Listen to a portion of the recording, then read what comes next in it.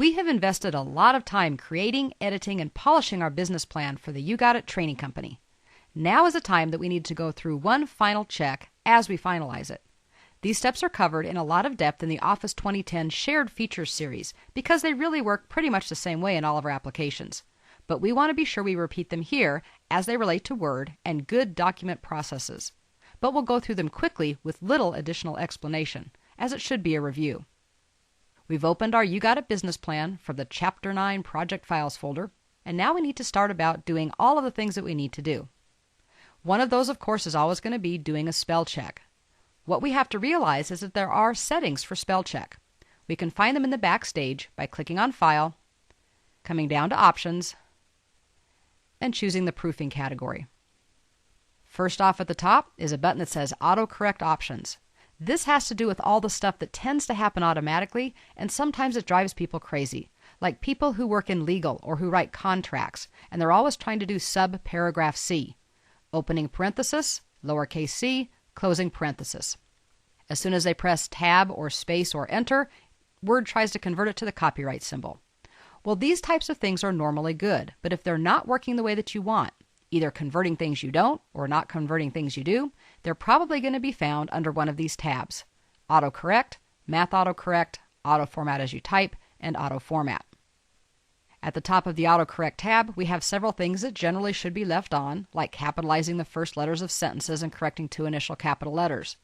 Correcting 2 initial caps, though, is one that I like to specifically talk about, because the name of my company is PC Keys, capital P, capital C, capital K, lowercase EYS, all one word. So, of course, when you try to type that, Word tries to correct it and only let the P be uppercase. That's not correct. So sometimes, instead of fighting with it, you should just come into exceptions. Type the word the way you want it to appear, and then it won't be a problem anymore. We can do that for initial caps, for strange uses of the first letter, like when it should never be capitalized, and then other miscellaneous corrections as well.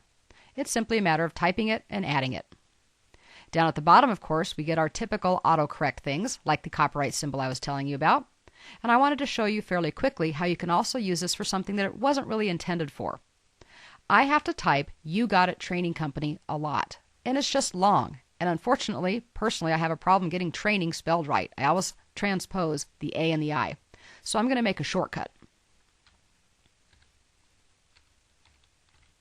I'd like to say that anytime I type *YTC, and I use that because I'm never going to type that normally. I don't want to use things that might be typed. Then I can tell it what to replace it with.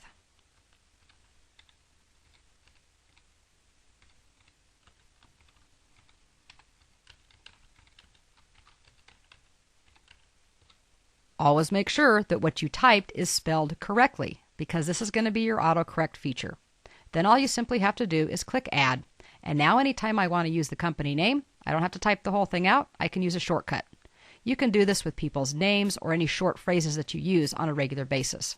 So all of this is in here under autocorrect. It really is a place everybody should come to once in a while just to review what's there and possibly update the settings.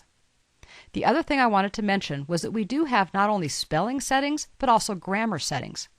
By default, usually Word is set to do grammar only, meaning it will check for things like verb agreement. We can, however, choose grammar and style. And when we do that, we can go into the settings. Now don't get overwhelmed here. Here's some settings that I've already set up, the way that I like to work and the way my style guidelines say I need to. For example, I never want to use a comma before the last list item. Bacon, eggs, and juice, not bacon, eggs, and juice. I've said I don't want to check about punctuation required with quotes. And for me, I only want to include one space between a period and the start of the next sentence. These are things that you can choose based on your style and your requirements, but I think you should take a look at them. The rest of the stuff in this box can actually get very complicated. That's not that we didn't ever learn it. We learned it somewhere between 8th grade and probably senior English class, but we've probably forgotten a lot of it. Some of them are pretty self-explanatory, like do we want to check for cliches, colloquialisms, and jargon, which should not be part of technical or professional writing? What about contractions? Well, if you don't write with that style, you might disable that. If contractions are okay, if you tend to write for your audience in a very casual style, then instead of having this come up in a grammar check, you can simply disable it. For now, I'm going to leave it turned on and just suggest that we all come in here once in a while, check these settings, and when we're all done, click OK. The next part of that process, of course, is to actually run the spell check, and there are a couple of ways that we can do that with shortcut keys and everything else. Don't forget, you can always get to it from the Review tab. It's the very first button on the left-hand side under the Proofing group. We can go ahead and run that, which brings it up in its own window. And this is going to be a very kind of self-directed and easy to use, I think, spell check, because it shows us things in context. Spelling errors will show up in red, grammar errors will show up in green. So looking at You Got It is that the company is locally owned, and it wants to do R. Again, we've been through all of these before, so we're not going to run through all of them. Just know that at the bottom of this box, on the bottom left side, we can disable the grammar check if we're not interested in running that particular check at any given time.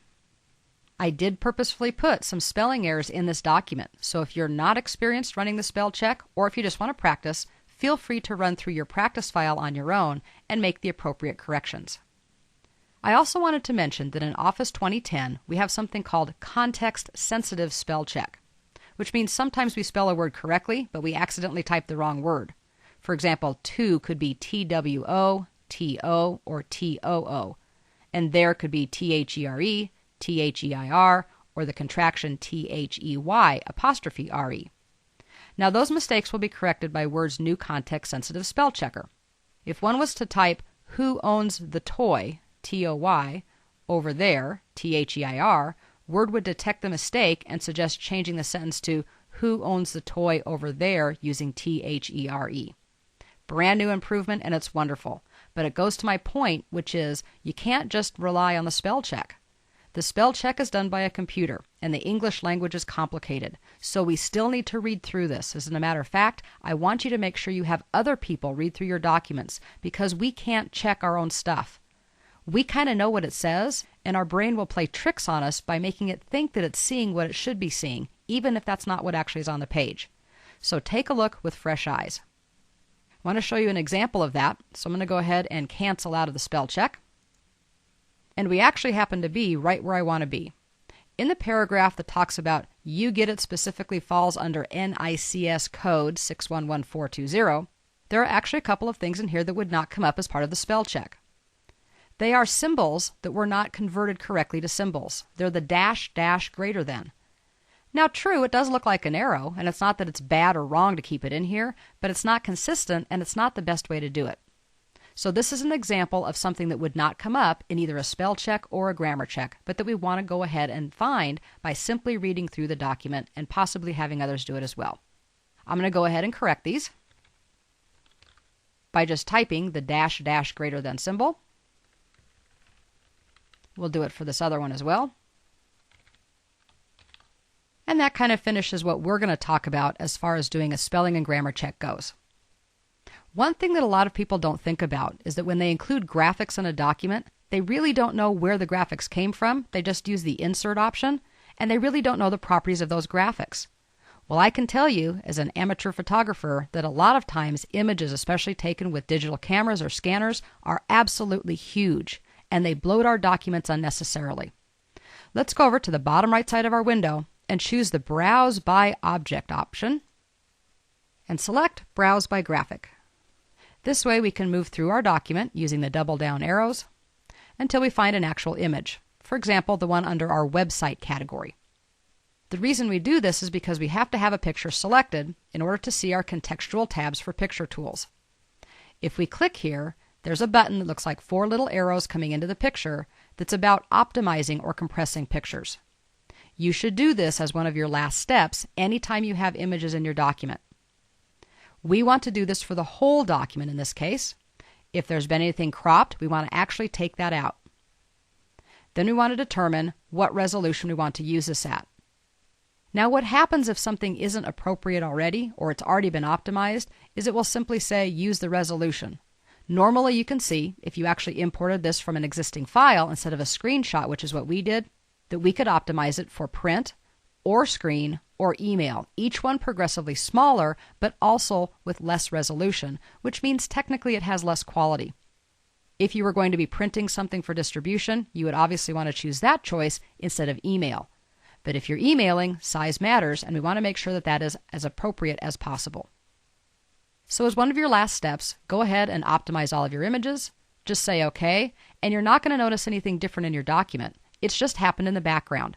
But you might find that your file size decreases by up to 83%, depending on how many images you have and what their original resolution was.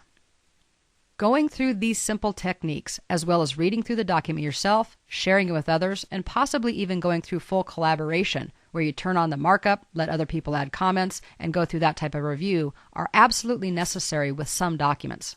Not everything, granted, but certainly with a document as important as a business plan. We've started that process. Now we're ready to go ahead and possibly protect the document from being changed.